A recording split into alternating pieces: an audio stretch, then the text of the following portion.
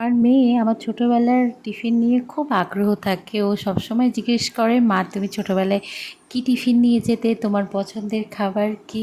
ওকে যখন আমি বলি ও তখন খুব আনন্দ পায় আর বলে, মা তুমি আমাকেও বানিয়ে দিও, আমি ওটা নিয়ে যাব। আজকে আমি ওকে জিজ্ঞেস করছিলাম যে আমি যে পছন্দ করি যে টিফিনটা, তোকে সেটা বানিয়ে দেবো? ও বললো হ্যাঁ বানিয়ে দাও। আমার ভীষণ ভালো লাগে মিষ্টি দিয়ে রুটি পরোটা খেতে, তাই বললাম ঠিক আছে তোকে আজকে বানিয়ে দিচ্ছি, স্কুল টিফিনে নিয়ে যা, এসে আমাকে জানাবি এটা কেমন লাগছিল। ও তো খুব পছন্দ করেছে, স্কুল থেকে এসে বলেছে মা দারুণ হয়েছে টিফিনটা। প্রথমে একটা রসগোল্লার রস চিপে তারপরে রুটির ভেতর দিয়ে ওটা বেলে নিয়ে তেল দিয়ে ভেজে নিয়েছি ভালো করে।